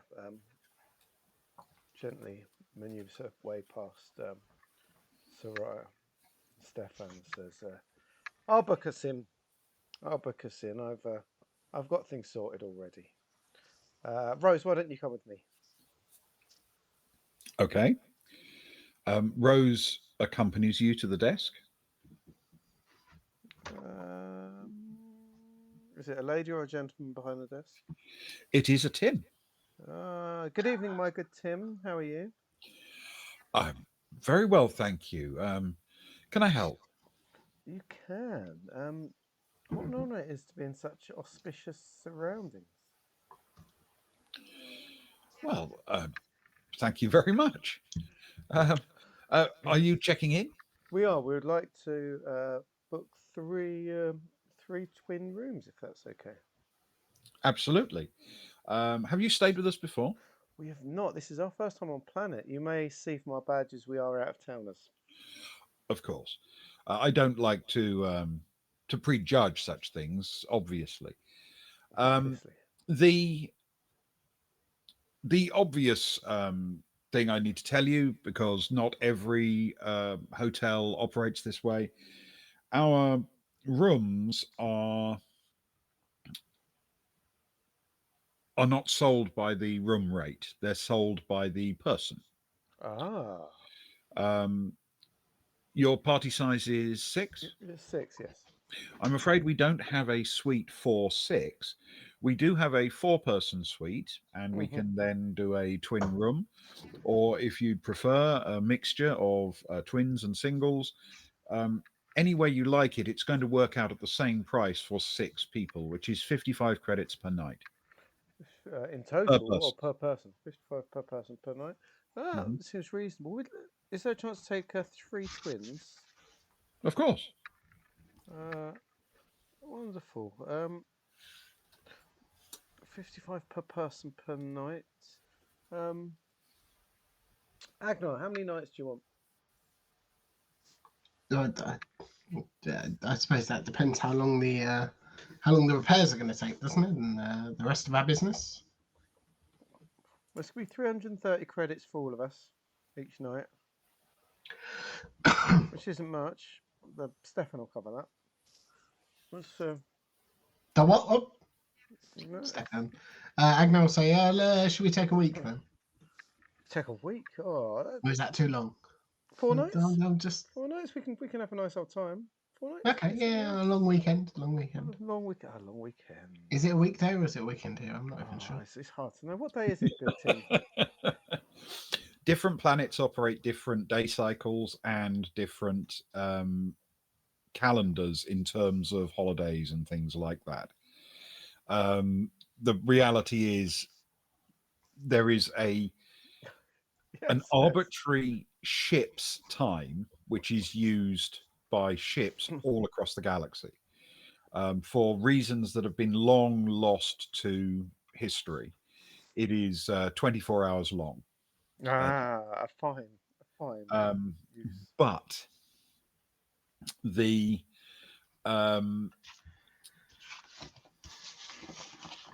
the individual planet might have very different conditions, and as a consequence, chooses its own structure for weeks, months, work days, and all sorts of other things based on its own layout. Because planets are just too different to make sense for there to be a universal weekend, for example. What you'd normally find on visiting a planet is that you could ask, for example, when the holidays are, because in practice, what they tend to do is scatter them throughout a cyclic year. Unless it's Vargas, and then it's every day. Well, Vargas have a feast day every single day. Yes. Yeah, that's Find out when the next festival is. Not Varga, because I know that. that's now, yeah. Cara will sort of wave Agnar back, and she'll lean in and say, "Okay, so that's for 4 nights. That's 1,320. That's fine. I don't know if our friend from the port called in about fruit for my friend's 50th birthday. Has he Oh, managed they to organise? certainly did. Is this the person in question? This is the man. He'll be sharing. This is if I'm booking people in. That's Arnson, and he'll be sharing a room with Verlo, the Arnson Verlo suite, please. Okay. What we would like is if you could make sure that fruit is brought up to his room first thing in the morning, please, if that's okay. Of course. Thank you. Add that to the bill, whatever that bill will be. With the 50th birthday celebration, a sash, if you could, like a happy 50th, if you could. I think we can manage that. Thank you. Also, I'm feeling a bit flush today. Is there any chance that some mimosas and cheesy balls could be provided for the rooms? This evening? Every evening. Every evening, of course. Thank Mimosas and cheesy balls. Thank you very much. Yes. There will, of course, be an additional fee for regular room service. That's understandable. We are naturally happy to provide a fruit basket and wish Mr. Arnson his happy birthday tomorrow. Oh, wonderful! Yes. If do you have someone that could come and serenade, sing a song? Not that I know of personally. It's not really a request we have, but not someone I could really recommend. No, I'm sorry. That's okay. No, that's fine. So, 1320 for the rooms, the fruit basket and sash, the mimosas and cheesy balls, the standard sort of room service and cleaning.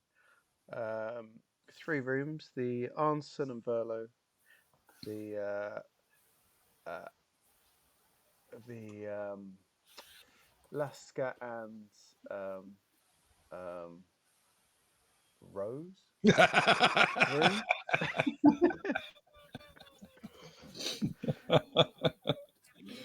She Okay. sort of shrugs in Rose's direction. And then I guess it'll be the Miller and Kansari room, please. Okay. Yes, absolutely. No problem at all. There's a brief vibration from your communicators as your passcodes are transmitted to your communication devices. Thank you very much. How much will that cost in total, my good Tim? That's 1,320 for the rooms. We'll at the time you check out, we'll settle any necessary payments for room service. Wonderful. My colleague here will pay. Rick, I don't know why she pushes me away from the desk every single time that we check in. She knows that I'm going to pick up the bill. It's embarrassing. It's awkward. Oh, I'm sorry. Yes, of course. How much was that?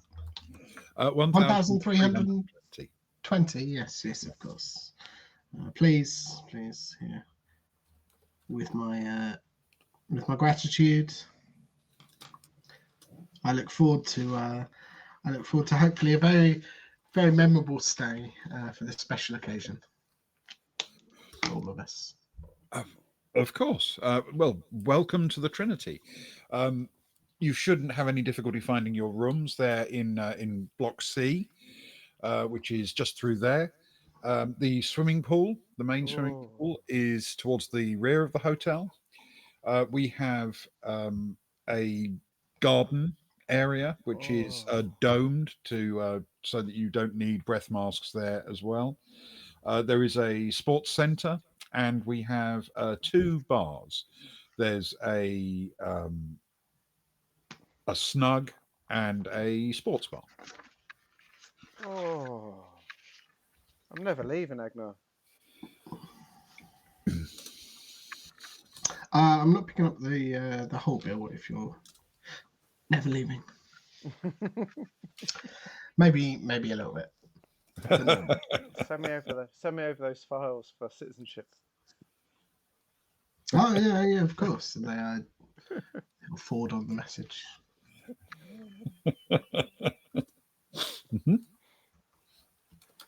Mm-hmm. Yeah. So, would you like to go to your rooms? Seems like a reasonable time to do so. Okay. The rooms are indeed easy to find. They're numbered very logically. You wander through to C block, to Block C, and the rooms are right there on the ground floor. They are fairly well appointed. I mean, you've seen classier because you've seen things that are more individual, but there's absolutely nothing wrong with them in terms of facilities and luxury. And as you check in, we will call it for tonight. No cliffhangers again, Posy. No cliffhanger. Not in a positive place like this. It's not going to be on this planet. No cliffhangers. Ah, beautiful time. So positive. So positive. What a lovely place. Never leave. It is. It really is. So far. What do you mean so far? Well, so cynical. We've just checked in. It's only going to get nicer. Numerous things. Swimming pool, 2 bars, and a garden. Swimming pool. Thanks. That's the thing I forgot to write down.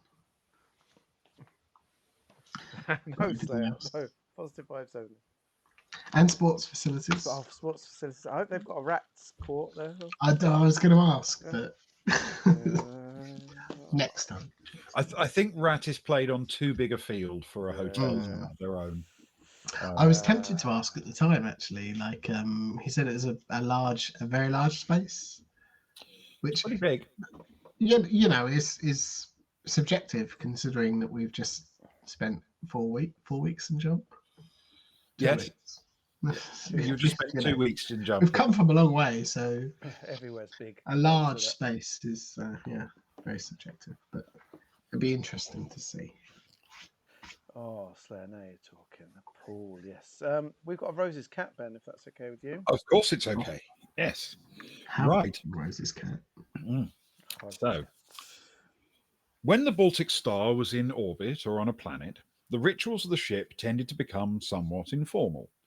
Any crew aboard tended to agree among themselves the most sensible time to eat and rest, and these times changed quite a lot from day to day, often matching some of the local day. Once the ship was travelling, however, things became a bit more regular.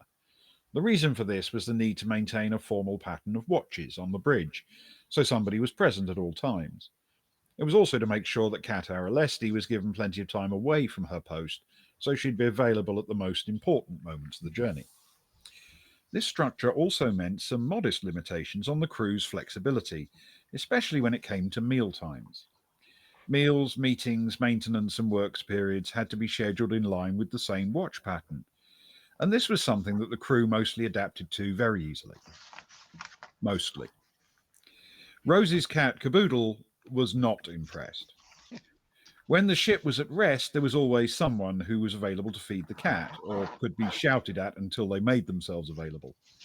When the ship was between worlds, there were hours and hours during which there was nobody up and about apart from whoever was on the bridge, and that person was unable to leave, even for so important a mission as finding something for a kitten to eat.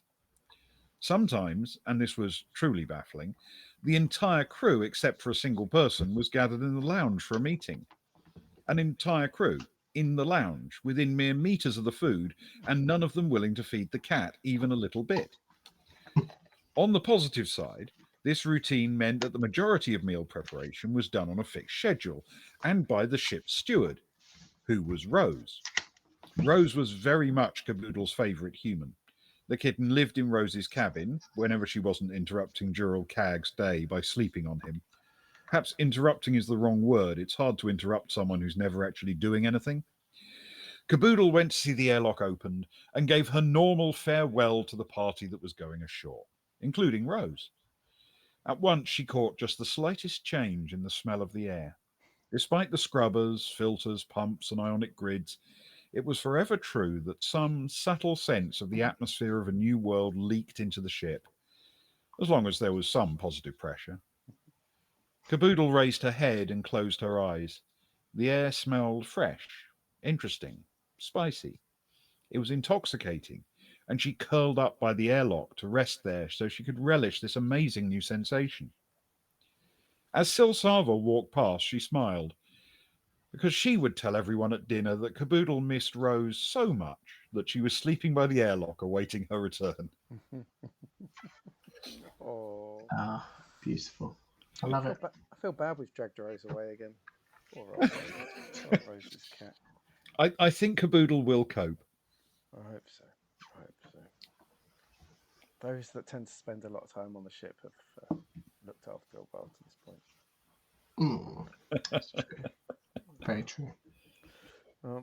Thanks, guys. Thanks, Ben, for such chill times tonight. Such a positive stream. You're very welcome. You didn't do anything disastrous or catastrophic or awful to anyone. That's not going to happen. No holes were made in things that shouldn't have holes in them. Always a good win. Yeah. For us. Always a positive day. It's early. It's early time. Don't say that. Yeah, no, you haven't tried to overthrow the government. You haven't poisoned anyone yet. It's really quite a departure. Although you may have noticed, I spent a lot of time trying to understand the leadership of the place to see how easy it would be to overthrow it. Yeah, there was a certain amount of reconnaissance, casing the joint. It also sounded for a minute there, Ben, as if you were suggesting that the non-positive vibes on other planets were because of us and our need to overthrow governments. I'm sure that's not true, but it almost sounded like it. It definitely isn't true, though. I will say, when it comes in particular to the world of Geeka, I suspect the local tourist board actually advertises that you guys aren't currently there. That's probably about right. Days since the Baltic Star left. The Baltic Star and its crew are not currently present, so you can come and enjoy our beautiful planet. They're this many weeks of jump away. Yeah, that was awkward. Oh, well. We had a good time, and that's all that matters. We had a horrible time, but we got away. It was okay.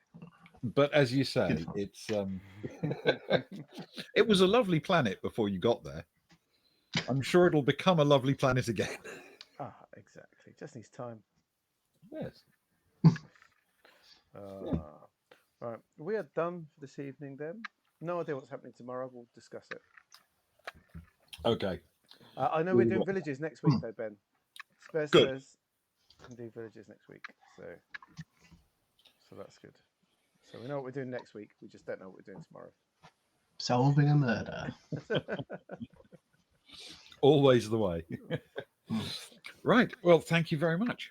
Thank you everybody who came along either live or caught up with us on VOD. It was very nice to have such a friendly chat this evening, as always. That was lovely. So thank you, guys. Thank you. Very much so. And yeah, thanks both. Sleep well. See you all soon. Good night. Bye. Go and watch the IMT during the weekend. They've got 25 hours of streaming, so go and like, subscribe, and join them. Thank you. Bye.